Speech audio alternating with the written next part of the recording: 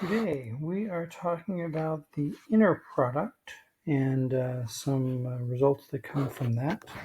So first off, definition: the inner product of two vectors u and v here is defined as u transpose times v. I'm going to stop right here. This is a really totally confusing way of expressing it. It's just so much easier to say it's u1 times v1, u2 times v2, all the way up to un times vn, and then just add the results. Basically just multiply the corresponding components and then add the resulting product. So notice a couple things. First of all, please notice that the answer here is a number, right? Even though I've got a vector, the inner product of a vector times another vector, notice the result is just going to be a number, right? Each of these u1, v1, u2, v2, and so on are numbers. The products are numbers. Add them together, you still get more numbers. The result is a scalar, is a number. Also, if this feels like it is the dot product, that's because it is the dot product. This is just another name for the dot product. So if you've worked with dot products in previous courses like physics or maybe if you've already taken Calc 3 or whatever, you already have experience with the dot product. This is the exact same thing. And in fact, if you have seen dot product in previous classes, a bit of the conversation that ensues here is going to sound kind of familiar. So first off, let's compute u. Well, I don't even know if I can say u dot v. Let's compute the inner product between these two vectors. So the inner product is going to be 2 times 3 and negative 2 times 5, or negative 5 times 2, excuse me, and negative 1 times negative 3, and then we're going to add each of those products together. So I'm getting 6 minus 10 plus 3, which is negative 1. Cool. What does that negative 1 represent? We'll get into that a little bit as we go along here. But basically, it's an operation that we're doing with these vectors. There's some properties of inner products. So first of all, it is commutative. You can switch the order and the result does not change any. You can distribute. So you can distribute the A dotted with B plus C. If there's a scalar multiple, we can either have it multiplying the first vector or the second vector, or just multiplying the result after you find the dot of those two vectors. If you take the dot of a vector with itself, or the inner product of a vector and itself, the result is going to be a result that is positive or 0. And the only way that you will get a result of 0 is if A is the 0 vector itself. Certainly the 0 vector, the inner product of the 0 vector in itself is just 0. So, and if you have any vector other than the 0 vector, the result's going to be a positive number. Okay, we want to talk about the length, or sometimes referred to as the norm of a vector. And so we're using these, sort of looks like absolute value, but it's 2 bars instead of just 1. So first off, if our vector is in R2, the length is going to be the square root of A1 squared plus A2 squared. This is just how we're defining it. In fact, if you were to think of this as the point A1 comma A2, this is just the distance from the point to the origin. And then if we have a vector in R3, A1, A2, A3, then the length, also I've heard you could also call this the magnitude, all different words for the same thing. This result is square root of A1 squared plus A2 squared plus A3 squared. Some observations here. First observation is that the square of the length is equal to the vector, the inner product of the vector with itself.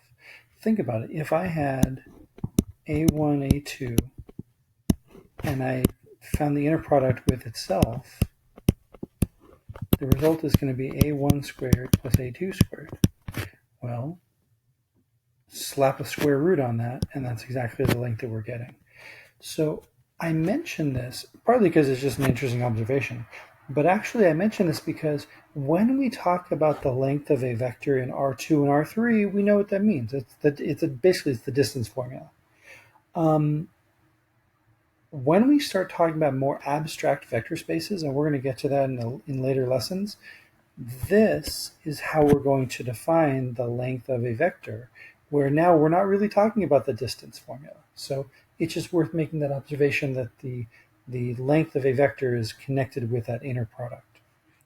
The other observation here is that the length of c times a is equal to the absolute value of c times the length of a. Notice c could be a negative number. Let's prove it here real quick. If we had a vector here, ca1 and ca2. Okay, so this would be like c times the vector a. Then the length of that would be the square root of c squared a1 squared plus c squared a2 squared. We could factor out the c squareds. Oops, squared right there. So we get the square root of c squared times the square root of a1 squared plus a2 squared. Now, the second part of that certainly is the length of the vector a. The square root of c squared is another way of expressing the absolute value of c. Think about it. If c was a negative number, squaring that negative number makes the negative go away, and then square rooting it makes the squared go away. So that the only thing that happens is that the negative goes away if there had been one to begin with. Anyway, so that's why this works out. Okay, we want to talk about a unit vector. A unit vector is a vector whose length is 1. Okay, so unit just means 1. If we want to find a unit vector in the direction of some other vector a, we could take that vector a and divide by its own length. And this process, I think I put these out of order, but this process is called normalization.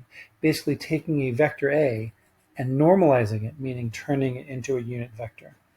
So just as an example, let's find the unit vector in the direction of this vector v. So first off, we need to find the length of v. So that would be the square root of 2 squared plus negative 1 squared plus negative 2 squared plus 0 squared. Square root of 4 plus 1 plus 4. Square root of 9, which is 3. So the unit vector that I'm looking for is going to be vector v divided by 3, its own length. And so I'm going to take each entry in v and just divide it by 3. So we get 2/3, negative 1/3, negative 2/3, and of course 0. So there's my unit vector. Okay, let's let W be the subspace of R2 that's spanned by just this one vector, and we want to find a unit vector that is a basis for W. Well, first of all, certainly vector V is a basis for W. In this case, we're asked to find the unit vector that is a basis. Well, I could find the unit vector of V, but let me just point out that basically, instead of finding the unit vector in the direction of V, I could find any other vector in the direction of V and then normalize that, find the unit vector for that one. And the reason I mention that is because the fraction is kind of annoying. And so how about instead of V, how about I work with 3V? So 3V, take each entry and multiply by 3, gives me 2, 3. The nice thing is now the fractions are gone. The magnitude, or the length of vector of this 3v would be the square root of 2 squared plus 3 squared. That would be radical 13. So finally, the unit vector that I'm looking for would be that vector 3v divided by its own length. So this would be 2 over radical 13 and 3 over radical 13. So, and by the way, if I had found the unit vector of v from the very beginning, that's fine. I'd get the same answer. You just got to deal with fractions, and that's kind of annoying.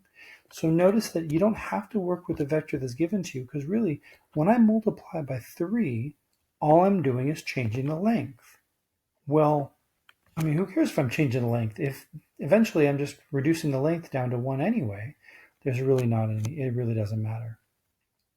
It's also worth observing that this is a great answer. Also, the opposite vector would work. Negative 2 over root 13, negative 3 over root 13. Okay, that would also work. The direction doesn't matter because when I'm talking about the basis, I'm looking at the span of these vectors, and the span of each of these vectors would result in the same line. Okay, talking about distance, if I wanted to find, back in one dimension, if I wanted to find the distance between 2 points, basically I just take the difference between the two values, so b minus a, and then I take the absolute value. And I say the absolute value because if I had subtracted them in the opposite order, I'm going to change the sign. But the absolute value makes it positive, and we want the distance to be positive. So in this case, if I did negative 3 and 4, as it said, negative 3 minus 4, the absolute value is 7, or 4 minus negative 3 still gives me an absolute value of 7. So the absolute value makes it so it doesn't matter which order you subtract. Well, we can do the same thing for vectors. If I want to find the distance between two vectors, basically that was the distance between 2 points on the number line. If I want to find the distance between 2 points in the plane, I could find the vector corresponding to 1 point, find the vector corresponding to the other point, and now what I'm looking at here is instead of the absolute value, now it's the magnitude or the length, but it's the same idea. It's the length of one vector minus the other, or 1 point minus the other point. So just as an example, let's find the distance between these two vectors. So if I call this vector u and call this vector v, u minus v would be, let's see, it would be 7 minus 3 is 4, 1 minus 2 is negative 1. And so then the distance is the length of that u minus v vector. Be the square root of 4 squared plus negative 1 squared would be the square root of 17. So that's the distance between these two vectors. And by the way, this is exactly the same as if I'd used the distance formula on the point 7, 1 and the point 3, 2. Because what does the distance formula say? You subtract the x coordinates, subtract the y coordinates, and then square each of those, add them together, and square root. That's exactly what we did here. We just did it in a couple of steps. So the idea is still the same. We can also use, so we've been working with length here for a bit. Going back to the inner product, we can use the inner product to find the angle between two vectors. So if theta is the angle between two vectors a and b, then the inner product between a and b is equal to the length of a times the length of b times the cosine of that angle. So if we want to find the angle between these two vectors, let's find the inner product between a and b. So that would be 2 times 5 is 10, plus 2 times negative 3 is negative 6, plus negative 1 times 2 is negative 2. Add all those together and I'm going to get 2. So the inner product or dot product is 2. The length of vector A is the square root of 2 squared plus 2 squared plus 1 squared, negative 1 squared, not that it matters, which ends up being 3. The length of vector B is the square root of 5 squared plus negative 3 squared plus 2 squared, which is 25, 29, 38, I think. Yeah, so this is the square root of 38. So I've got the 2 is equal to 3 radical 38 times the cosine of that angle theta. And if I divide here, we get cosine theta is equal to 2 over 3 root 38. If I were to then do the inverse cosine, I would be able to find theta. In this class, we're doing everything non-calculator, so obviously I wouldn't ask you to go that far. But I could say instead of find theta, maybe instead I say find the cosine of theta. So then your final answer would be this. By the way, you may have noticed I have not been rationalizing my denominators, meaning I have not been getting rid of the radicals in the bottom of the fractions. And I don't actually care about that. This is a perfectly great answer. You don't need to simplify this. If this had not worked out to be perfectly 3, Like, let's say it had been like, I don't know, the square root of 12. Just leave it as the square root of 12. You don't have to combine the radicals. There's no reason to simplify it. This is perfectly good. Okay, now the interesting observation is, in this equation, notice that what if the angle was pi over 2 or 90 degrees? Well, the cosine, if I replace the theta with pi over 2, the cosine of pi over 2 is 0. So the result would be that a dot b is equal to 0. So notice that if that angle between them is pi over 2, then the dot product, or the inner product, is 0. Two vectors are orthogonal if the dot product, or the inner product, is 0. By the way, the word orthogonal, I don't think we've talked about it before, but we're going to talk about it today, that's for sure. Orthogonal, perpendicular, normal, they all mean the same thing. They all mean that the two vectors have an angle of 90 degrees between them, or create a right angle, I guess. So if you ever want to show the two vectors are orthogonal, that's the same as showing that their inner product is 0. So if I call this V1, or if I call this V and call this W, V dot W would be 2 times 5 is 10, 2 times negative 4 is negative 8, negative 1 times 2 is negative 2, and oh look, the result is 0. Check. That's it. If you want to show the two vectors are orthogonal, just show that their inner product is 0. Okay, next up, the Pythagorean theorem. This is maybe a different way of phrasing it. It's kind of the same thing, I guess. Two vectors are orthogonal if and only if the length of u plus v is squared is equal to length of u squared plus length of v squared. So let's verify. Oops, sorry about that. First of all, just to be completely clear here, here's vector u. We're stating that vector v is orthogonal. And remember, the u plus v would basically be connecting those. In other words, hypotenuse. So this would be u plus v. And saying that a squared plus b squared equals c squared means the length of u plus the length of v, or squared, plus the length of v squared is equal to the length of the sum squared. So let's, come on, what is happening? So let's verify this for these two vectors. So I'll call this u, I'll call this v, and oh, this is the same ones we used in the last one. That's sweet. So we also need u plus v, and so that would be, let's see, that would be 7, negative 2, 1. So the magnitude of u plus v squared, I keep saying magnitude, length, magnitude, same thing. The length of u plus v squared, remember that would be the same as that distance formula, just don't put the square root. So that'd be 7 squared plus negative 2 squared plus 1 squared, which would be 54. The length of u squared is going to be 2 squared plus 2 squared plus negative 1 squared, which is 9. And the length of v squared would be 5 squared plus negative 4 squared plus 2 squared, which is 25 plus 16 is 41, 45. And we make the observation that 9 plus 45 is equal to 54. Check. It works out. Okay, so there's our Pythagorean theorem.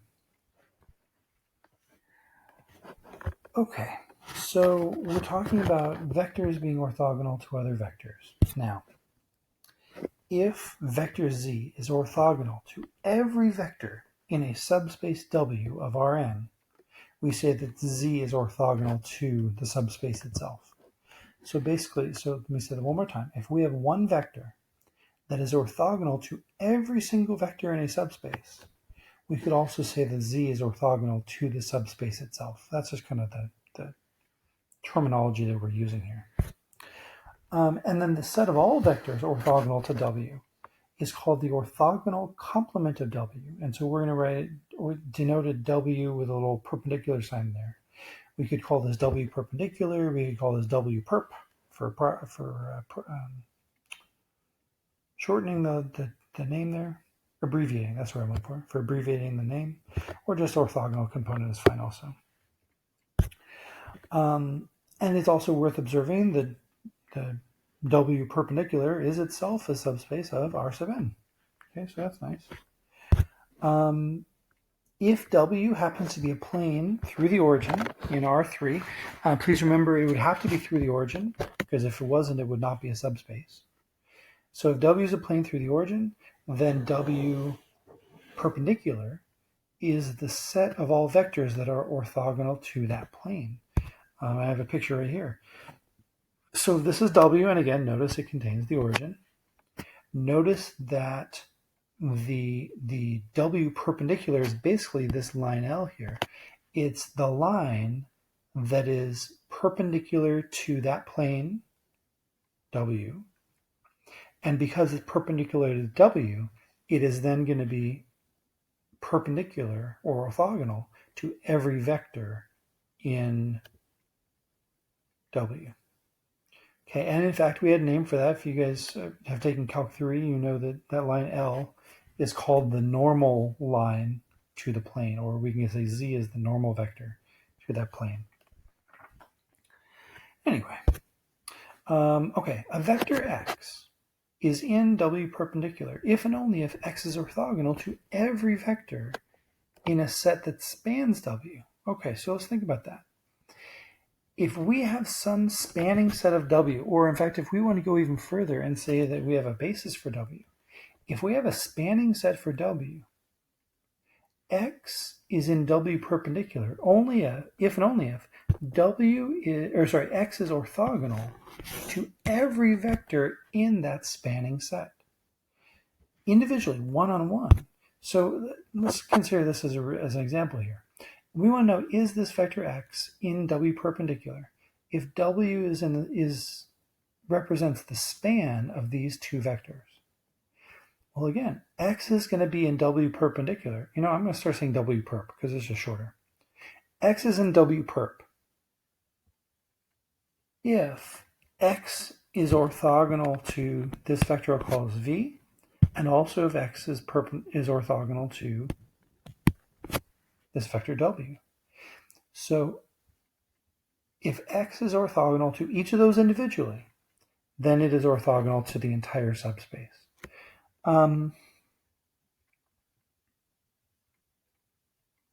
Let's do this example. I actually want to show you guys why that works, because it's pretty approachable why it works. So let's check to see if the X is orthogonal to V, which of course means find the inner product. The inner product will be 1 minus 1 plus 0, which is 0. So those are orthogonal. And then X dotted with W would be 1 times 2, 1 times 0, and then 1 times negative 2, which of course also is 0. So the answer is yes. X is in W perp because X is orthogonal to each of the vectors in the spanning set. Now, here's why this works. Wouldn't every vector in W be C1 times V? I'm just not going to write this part of it. Every vector in W is going to look like this: C1V plus C2W. Every vector in W looks like that. Well, if I were to take X and dot it with that,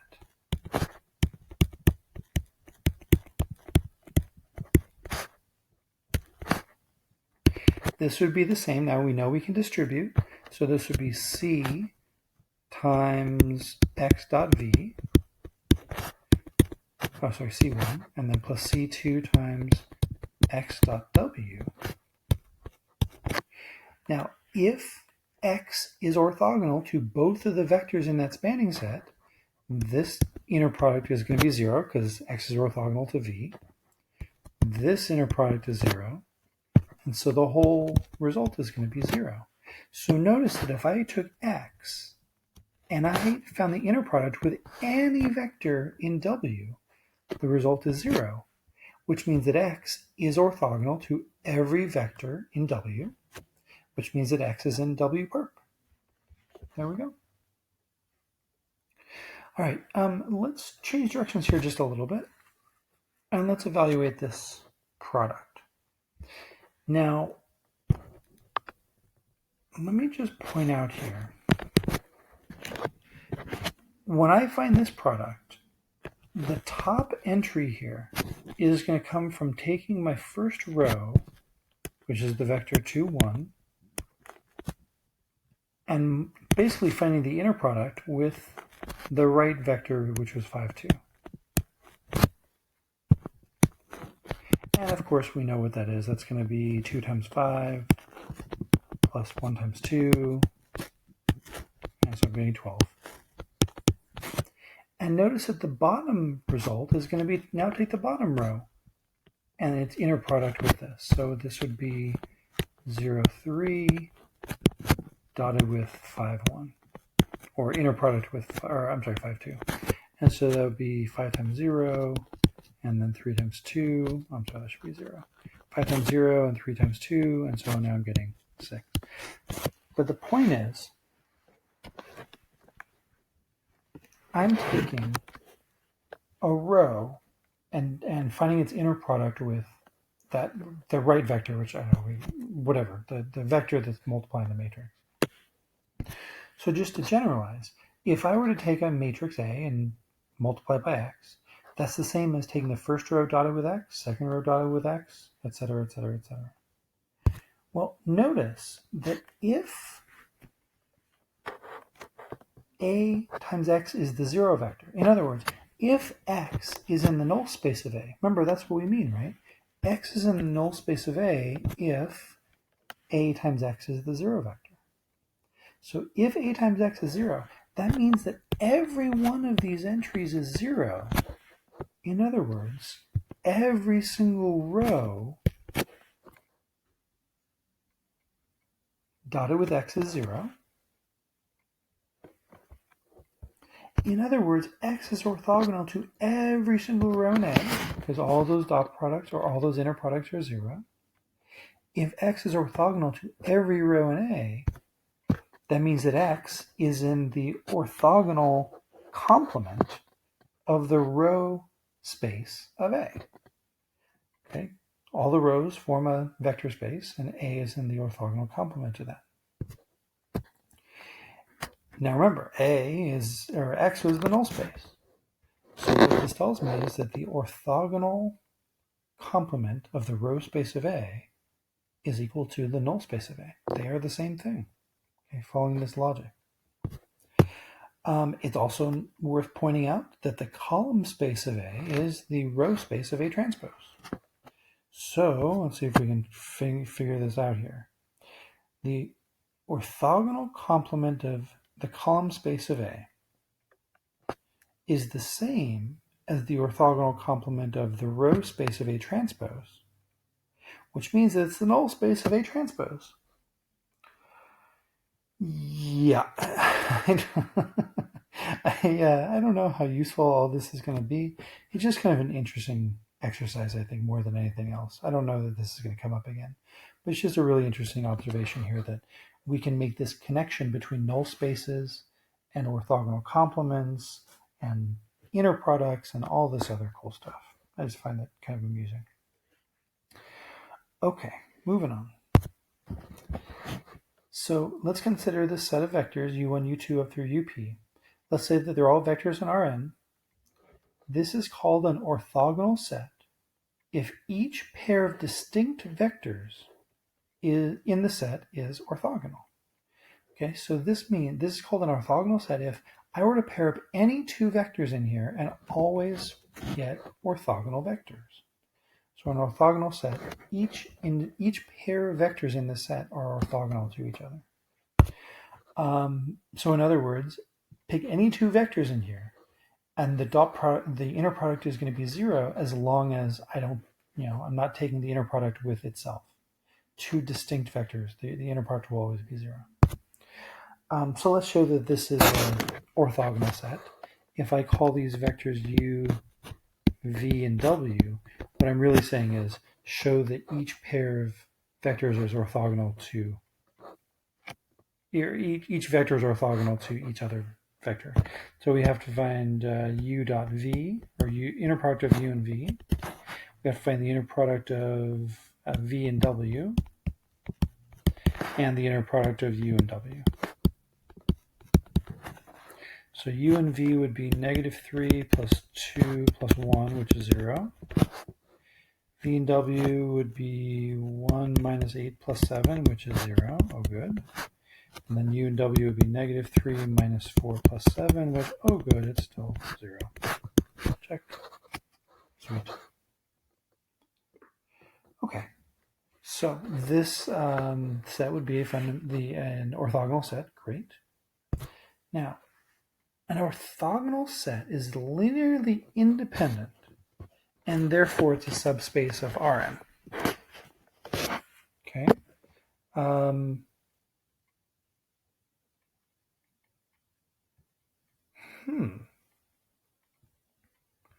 So let's prove that. So I claim that any orthogonal set is linearly independent. Okay, so let's say we have an orthogonal set, and let's say we had, let's just say that there are 3 of them, although we could extend this to more. Let's say it's u, v, and w. Okay, now linearly independent means that if I were to create a linear combination, so C1U1 plus C2U2, oops, I'll erase that in a second. Oh. Sorry, let's fix this here. Okay, there we go. So C1U plus C2V plus C3W. Okay, now let's assume that this result is 0. Okay, let's assume that I am able to find a linear combination and the result is 0. Linearly independent means that the only way this will work is if C1, C2, and C3 are all equal to 0. Okay, so linearly independent means that the only way for this to work is if those coefficients are zeros. Okay, so let's take this. Now I'm going to take, let me see for a second. I'm going to take this whole thing and I'm going to dot it with u. So I'm going to take C1u plus C2v plus C3w, and I'm going to dot that with u. Now, I can distribute, so this would be C1 u dot u plus C2 v dot u plus C3 w dot u. Okay, and oh, I'm sorry, I forgot something here real quick. The linear combination wouldn't be the number 0; it would be the 0 vector. That's what I should have said. So the linear combination would be the 0 vector. Okay, so I'm doing this dot product. Now, first of all, let's remember that this is an orthogonal set, which means that this dot product is going to be 0. This dot product is going to be 0. And so this result is just going to be C1 times u dot u. Okay. Now, here's the other thing. If this whole thing is the 0 vector, well, the 0 vector dotted with u is just going to be the number 0. Well, remember that any vector dotted with itself is going to be a positive number unless the vector is the 0 vector. And we're assuming u, v, and w are not 0 vectors here. So if this has to be positive, the only way this will work is if C1 is 0. If I were then to repeat this where we dot it with a v, then I'm going to get the C2 is 0. Repeat it with w, we're going to find the C3 is 0. We assumed that we had a linear combination that resulted in the 0 vector. And now we've proven that the only way for that to happen is if all those coefficients have to be zeros. and so therefore this is an independent set. Cool.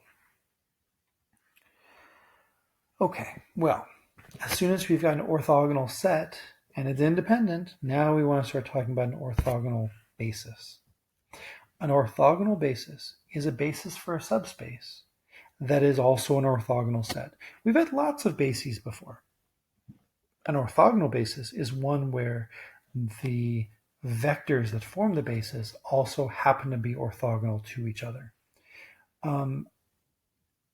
First, a really quick, just graphic representation.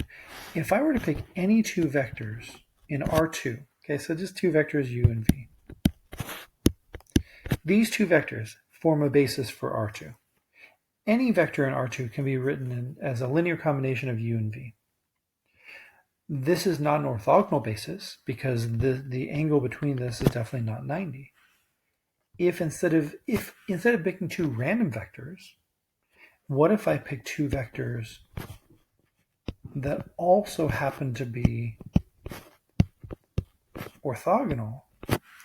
Again, any two vectors form a basis, but now these would form an orthogonal basis. Okay, a really simple example of this is the standard basis. Certainly they form a basis. Certainly these are orthogonal, because if you were to find the inner product between any two of these, you're always going to get the result of 0. So this forms an orthogonal basis. And the reason we care is that an orthogonal basis is useful because it's easy to compute the weights. And so let's talk about how to then compute. Remember, weights means if I had some vector, so back to my picture here for a second. Here's u and here's v. Every other vector in R2 can be expressed as a linear combination between u and v. The challenge is figuring out what is A and what is B. It's possible. It's just kind of annoying to figure out what to pick for A and B, but it is possible. If we have an orthogonal basis, there's actually a really nice, convenient way to figure out what those weights are, what those coefficients should be. So let's consider this. If B is a basis here, it's an orthogonal basis. So B1, B2 up through Bj are oh, that's weird. Why did I pick J? Let's change that to a P, shall we? This is BP. So these are orthogonal basis, so they're orthogonal to each other. And if y is in W, in other words, if y is a linear combination of these vectors, then the weights are given by this. So the weight for a random coefficient C sub j would be y dot b sub j over b sub j dotted with itself.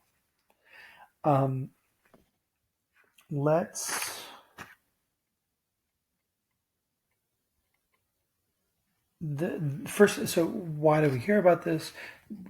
Remember that if we have an orthogonal basis, if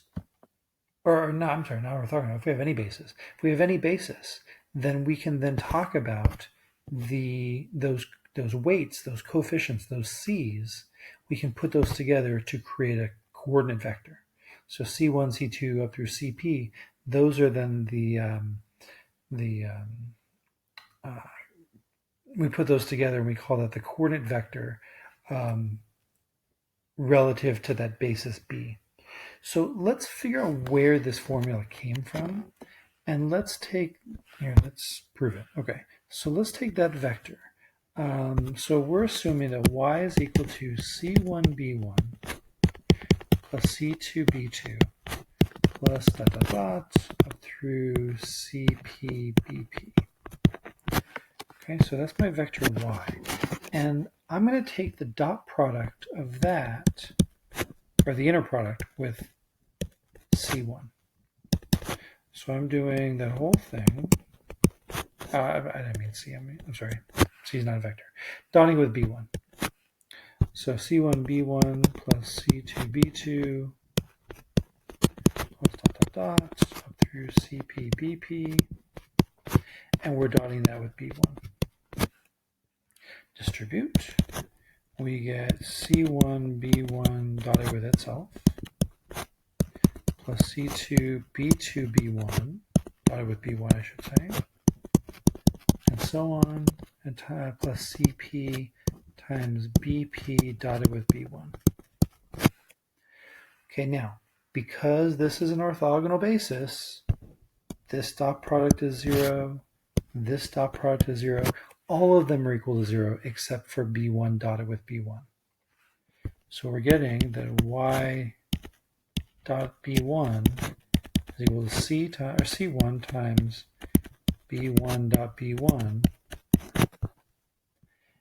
And then finally, if I divide, C1 is equal to Y dot B1 over B1 dot B1. So there's my formula for C1. And then multiply, now do the dot product with any of the other B's, and you'll find the corresponding coefficient, C. So there we go. So this gives us a way to find those coordinates, to find those weights or those coefficients. So for an example, let's express this as a linear combination of the vectors of this orthogonal basis. And I think that's what we did. Yeah, this is the orthogonal basis we worked with earlier. So let's express y as this linear combination. So I'll call this B1, B2, and B3. And so C1 is equal to y dot B1 over B1 dot B1. So y dot B1 would be 18 plus 1 minus 8. And B1 dot itself would be 9 plus 1 plus 1. So this would be 11 over 12. No, I'm sorry, 11 over 11, which is just 1. That's interesting. C2 would be y dot B2 over B2 dot B2. So y dot B2 would be negative 6 plus 2 minus 8. B2 dot B2 would be 1 plus 4 plus 1. So this would be negative 12 over 6, which is negative 2. And then C3 would be y dot B3 over B3 dot B3. So this would be, let's see, negative 6 minus 4 minus 56 over 1 plus 16 plus 49. Negative 66 over 66 equals negative 1. Wow, somebody definitely wrote this problem to work out nicely.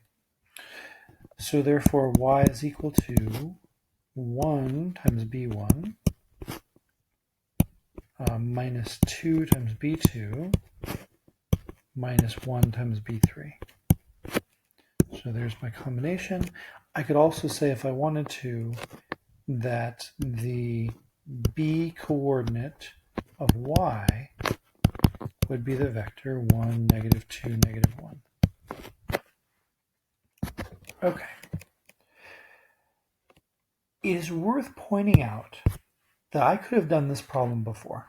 I could have done this problem in previous chapters by solving a system of equations, right? I could have just taken the vectors b1, b2, b3, put them into a matrix, solve the system where that matrix times x equals y.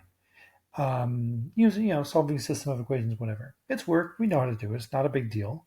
But notice that because it happened to be an orthogonal basis, we can get away a little bit easier. We can get away with just doing some inner products and just doing a little bit of work, and we get our answer here. That's cool. Okay. Let's consider this problem. Consider this situation. Given the vector u and Rn, we want to consider the problem of decomposing a vector y into the sum of two vectors, one that is in the direction of u and the other that is in the that is orthogonal to u. So we're going to rewrite y as y hat. By the way, that is the actual official mathematical name for it, y hat. Sure, why not? Because it looks like it has a little hat. So y hat plus z. We're going to assume that y hat is in the direction of u, and we're going to assume that z is orthogonal to u. So first off, this is the picture that we're talking about.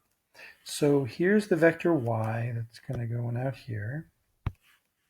Here's vector u. So notice that y hat is the portion of u in the direction of, the portion of y in the direction of u. And then z would be the portion of y in the direction that's orthogonal to u. Now, notice that y hat is parallel to u. So right away I know that y hat is equal to some constant times u. Okay, so I'm calling that constant alpha. So y hat is just alpha times u, right? If it's parallel to u, that means that it's a scalar multiple of u. This is called the orthogonal projection of y onto u. Okay, orthogonal because it creates this right angle here in the corner. So this is the orthogonal projection of y onto u. Z is called the component of y that is orthogonal to u. Fine. Okay, just a definition there. And so let's figure out how to find alpha. So to answer this question, let's see, how do we find alpha?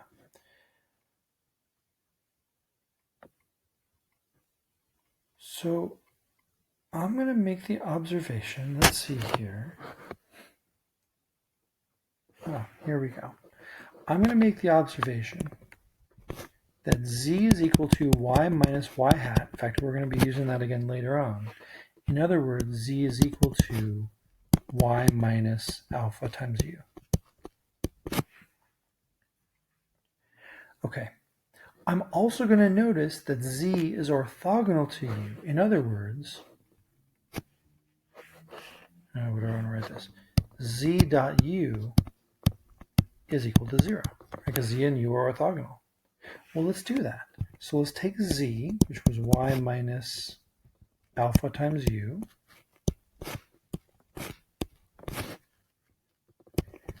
dotted with u, and we know that the result here is going to be 0. Let me distribute. So y dot u minus alpha times u dot u is equal to 0. Rearrange things here a little bit. We're going to get alpha is equal to y dot u over u dot u. So that's a formula for alpha. And I've got this on the next slide here. That's alpha. And so that tells me, so here's alpha. And so let's remember that y hat was alpha times u. So y hat is that fraction we just came up with times u. So if L is the line containing u, and of course all multiples of b, I don't know where b came from. That should say u. That's so weird. I think it should say u. So if L is the line, oh, I see. I'm sorry. I got it. So if L is the line containing u, and of course all multiples of u, we can write that the y hat, so we're going to call this the projection onto L of y. That's what this is right here.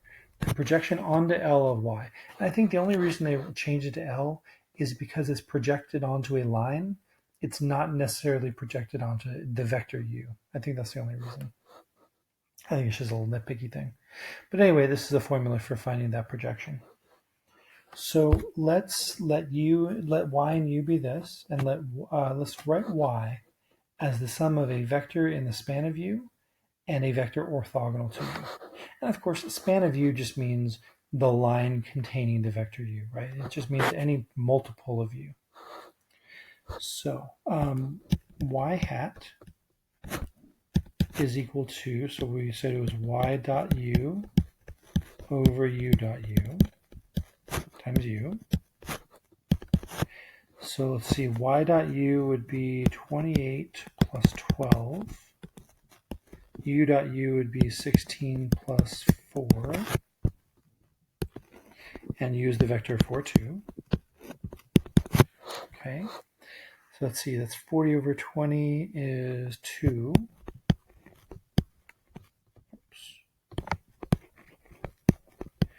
And so y hat is the vector 8, 4. Okay, so there's my y hat. Now, the vector orthogonal to u, that's z. And to find z, we're going to remember that z is equal to y minus y hat. So y was the vector 7, 6. Y hat is the vector 8, 4. And so we're getting negative 1, 2. Finally, we know that y is equal to y hat plus z. So this is equal to 8, 4 plus negative 1, 2. Now, I'm not going to add those together. The whole point was to write my answer as the sum of these two vectors. Notice if I did add these together, I'm going to get the point of the vector 7, 6. That's not a big surprise. But the important thing is that these vectors have this relationship, right? The first vector is basically a multiple of u. That was the whole point of it, is a multiple of u. And the second vector is whatever is left over from that multiple of u. Okay.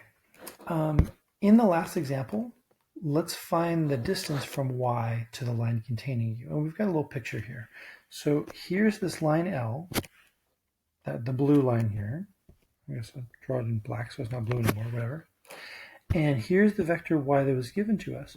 We want to find the distance from y to the line. Notice that distance is this distance right here. But this is just one big rectangle. That distance is the same as this distance. So the answer that I'm looking for is really just the length of that vector y minus y hat. In other words, it's just the length of vector z. And let's see, let me remember what it was here real quick. Negative 1, 2. So this would be the square root of negative 1 squared plus 2 squared, which is the square root of 5. So the distance from y to the line containing u. Now this might seem a little bit strange, saying, what do you mean the distance from a vector? Really what I mean here is the distance from the end of the vector, assuming it's starting at the origin, to the line. And the distance from a point to a line is the length of the segment that's from the point that's perpendicular to the line. So that's what we're looking at here. Okay, next up. An orthonormal set. Yeesh. An orthonormal set is an orthogonal set of unit vectors. So orthogonal set meant a bunch of vectors that are all orthogonal to each other. An orthonormal set is a bunch of vectors that are orthogonal to each other, and also they happen to be unit vectors. If a subspace is spanned by an orthonormal set, then the set is called an orthonormal basis for the subspace. Sure. Okay, so orthonormal means they're all orthogonal and they're also all the vectors have been normalized, meaning they've all been made into unit vectors. So let's show that this is an orthonormal set. Okay, let me call these vectors u, v, and w. There's a couple things we have to show. First, we have to show that they're all orthogonal to each other. So we have to show u dot v, v dot w, and u dot w. So let's find each of those dot products.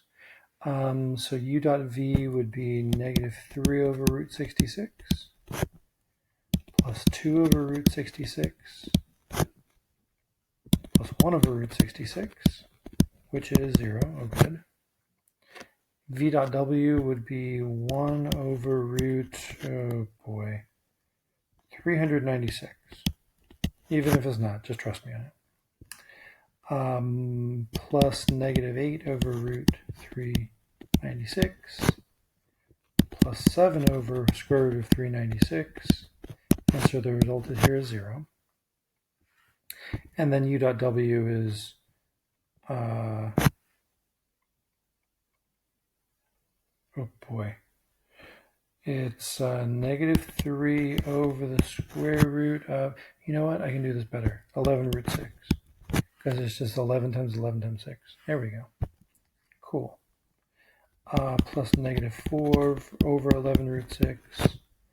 Plus 7 over 11 root 6, which of course is just 0. Okay, so they are orthogonal. Great. We also need to find magnitudes, or lengths.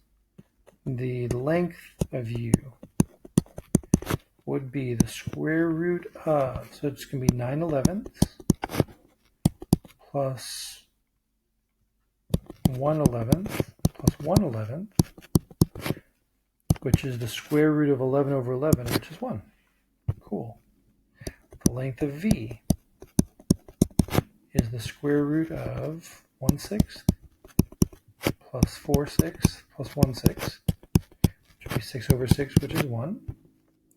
And then the length of w would be the square root of 1 over 66 plus 16 over 66 plus 49 over 66, which is also 1. They are all orthogonal to each other. They are all unit vectors. So therefore, this is an orthonormal set. It's worth observing that this is actually the same orthogonal set we saw earlier.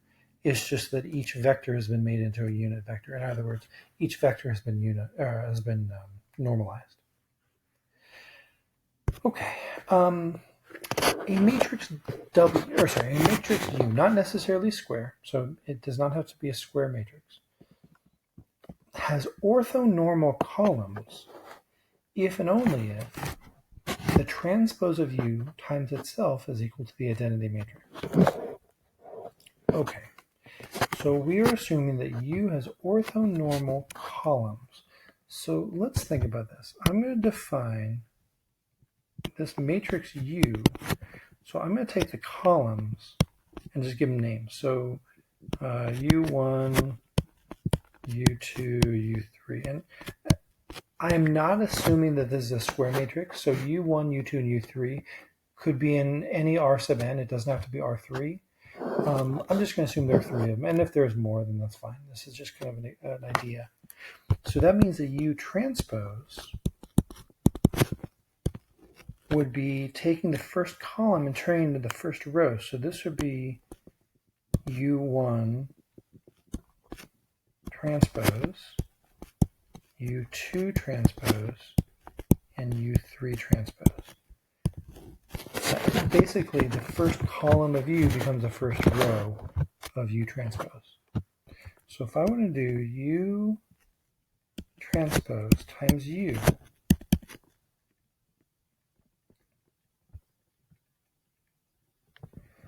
I'm going to get, let's see, U1 transpose, U2 transpose, U3 transpose, multiplied by U1, U2, U3. So let me think about this for a second.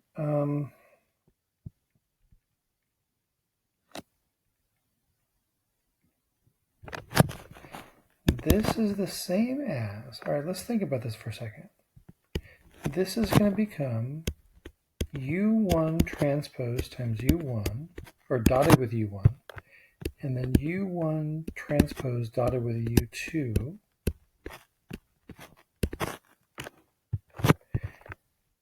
and then U1 transpose dotted with U3, and then do the same thing with U2.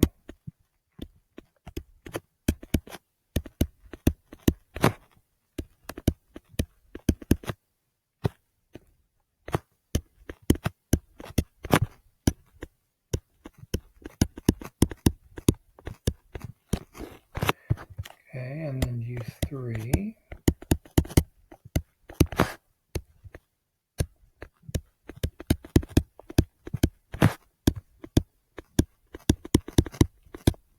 Okay, so we're getting this.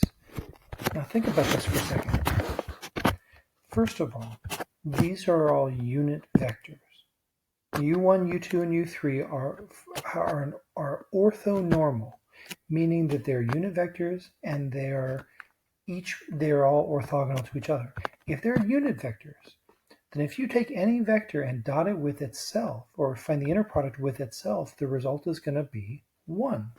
So each of these main diagonals are going to be 1. Likewise, each of these columns is orthogonal to the others. So all the other inner products are going to result in 0 because they're all orthogonal.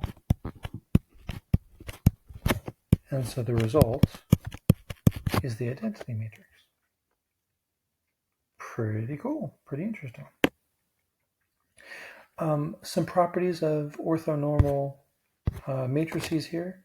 If you use a matrix with orthonormal columns, basically finding the length of the product of u and x is the same as just the length of x itself.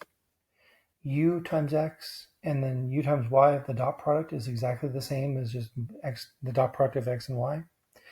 And also, if that dot product is 0, if and only if the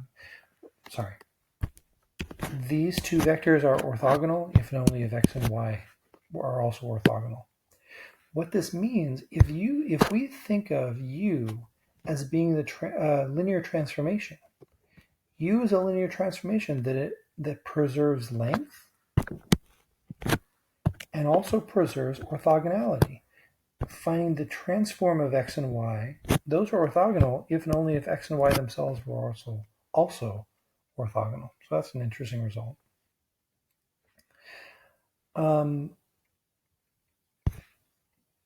It's worth mentioning, by the way, I believe in later lessons, we're going to talk about how to find an orthonormal basis.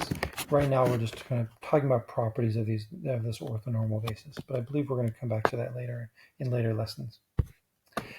If you use a square matrix with orthonormal columns, then U transpose times U is equal to the identity matrix. This is no different. I just proved this, right? We already know that. But now I'm further assuming that U is a square matrix. Now, this is fine. It doesn't change our results any. But now notice, if U is a square matrix, and oh, look, we found another matrix that multiplies by U and the result is the identity matrix. U transpose is the inverse of U. Basically, if U is a square matrix with orthonormal columns, its transpose is also its inverse. We call this, if U has this property, if U is square and has orthonormal columns, we call this an orthogonal matrix. Why don't we call it an orthonormal matrix? I have absolutely no idea. But for whatever reason, we call it an orthogonal matrix. In this case, the rows of U would be orthogonal as well. It's just or would be orthonormal as well. It's an interesting observation. And so the example we saw earlier, we proved that each of these columns was orthonormal. We made that proof. It's a really interesting observation that if I were to instead think about the 3 vectors that are these rows, I could actually prove that those 3 vectors are also orthonormal, that they're all orthogonal to each other and that they're all unit vectors. So that's kind of an interesting thing that we can go through and demonstrate. It'd be harder. It'd be a little more work to find the lengths and to show that they're to show that the dot product is 0. But it turns out that actually also would be true. All right, that brings us to the end of this lesson. Thank you very much for watching.